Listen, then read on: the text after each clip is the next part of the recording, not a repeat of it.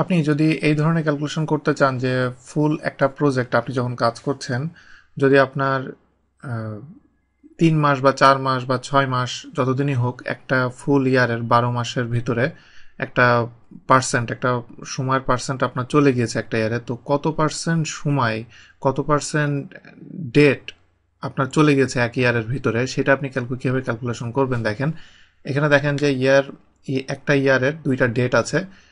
এই 2টা ডেটের রেসপেক্টে ফুল একটা ইয়ার যে 12 মাসের ভিতরে আমার কত পার্সেন্ট চলে গিয়েছে সেটা আমি কিভাবে ক্যালকুলেশন করব। সেটা করতে গেলে ইয়ার ফ্র্যাকশন আছে, ইয়ার ফ্র্যাকশন নামে একটা ফাংশন আছে।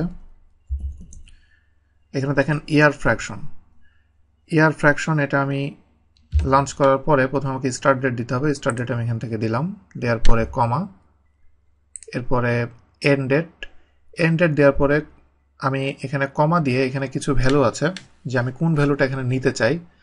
তো এটা আমি কোনো ভ্যালু দিব না, কারণ আমি কমা দিলে দেখেন এখানে 0 একটা ভ্যালু আছে। এটা আমি যদি না দিয়ে আমি যদি এন্টার দিই তাহলে এখানে একটা ভ্যালু এসছে। আমি যে ভ্যালুগুলো একটু আগে আমি দেখাচ্ছিলাম সেই ভ্যালুগুলো এখানে যেগুলো একটু আগে এসেছিল, যে প্রথমে 0 অর অমিটেড, যদি আমি কোনো অমিট করি তাহলে সে কিভাবে ক্যালকুলেশন করবে, 1 দিলে কিভাবে ক্যালকুলেশন করবে সেইগুলা। তো যেহেতু আমি এখানে 0 দিলাম, 0 দেওয়ার কারণে সে অ্যাকচুয়ালি কাউন্ট করলো 360 দিনের একটা বছর সে কাউন্ট করেছে। আমার এখানে টোটাল যত দিন পেয়েছে এই 2টা ডেটের ভিতরে যত দিন হবে সেই দিন হলো এখানে বসবে এই জায়গায়, এবং ডিভাইডেড বাই 360 দিয়ে ভাগ করার পর যেটা আসবে সেটা সে এখানে দেখাচ্ছে। এখন আমি যদি 360 না বলে আমি যদি বলি যে আমার 365 এর ভিতরে লাগবে, যেমন সেটা হলো নাম্বার 3, কারণ আমি 365 ডেজের ভিতরে চাচ্ছি। তো সেই ক্ষেত্রে আমি 365 চাইলে আমাকে এখানে কমা দিয়ে এখানে দেখেন যে অ্যাকচুয়াল বাই 365, যেহেতু আমার নাম্বার 3 দিতে হবে।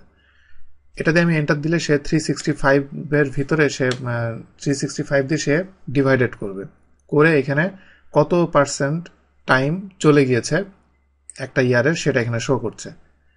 এখন যদি এমন হয় যদি আপনার লিপ ইয়ার হয় তাহলে সেক্ষেত্রে আপনি কি করবেন?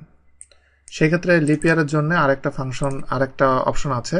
এখানে দেখেন যে লিপ ইয়ারের জন্য অ্যাকচুয়াল বাই অ্যাকচুয়াল, এই যে actual by actual, second actual হলো লিপ ইয়ারের জন্য করা হয়েছে। আমি যদি এখানে 1 দিয়ে এন্টার দিই তাহলে দেখেন যে এই ভ্যালুটা কিন্তু আগের ভ্যালুটার সাথে মিল নেই। আগেরটা 365 দিয়ে ডিভাইডেড করা হয়েছিল, এইটা 366 দিয়ে ডিভাইডেড করা।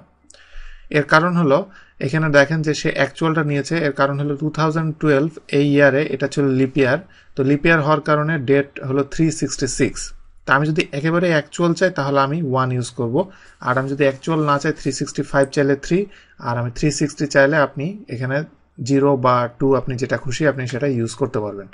এভাবে আপনি ইয়ারের পার্সেন্ট বের করতে পারবেন। এবং এটা দেওয়ার পর আমি যদি এখানে পার্সেন্ট দিয়ে দিই তাহলে দেখেন যে এখানে শো করছে যে আমি অ্যাকচুয়ালি কত পার্সেন্ট আমার এখানে টাইম চলে গিয়েছে। এভাবে আপনি ইয়ারের পার্সেন্টটা বের করতে পারবেন, এভাবে ইয়ারকে ফ্র্যাকশন করে ইয়ার ফ্র্যাক ফাংশন দিয়ে। নেক্সট আরেকটা ফাংশন আমি আপনাদেরকে বলবো, ইয়ার ফাংশন। এখানে দেখেন যে ইয়ার এখানে দেখাচ্ছে। ইয়ার ফাংশনটা হলো যে এখানে কিছু ডেট দেখতে পাচ্ছেন, অনেকগুলা ডেট। আপনি যদি এই ডেটের জন্য বিভিন্ন ইয়ার এখানে শো করছে, আপনি যদি শুধু ইয়ারগুলো এখান থেকে গ্র্যাব করতে চান সেক্ষেত্রে ইয়ার ফাংশনটা এখানে খুব সহজে এটা গ্র্যাব করে দিবে। ইয়ার ফাংশনের ভিতরে যে আমি এটা সিলেক্ট করে আমি এটা এন্টার দিব, দেওয়ার পর আমি যদি ডবল ক্লিক করি তাহলে দেখেন যে সব ইয়ারগুলো সেখান থেকে সিলেক্ট করে দিয়েছে। এবং আমি এখান থেকে এটাকে আমি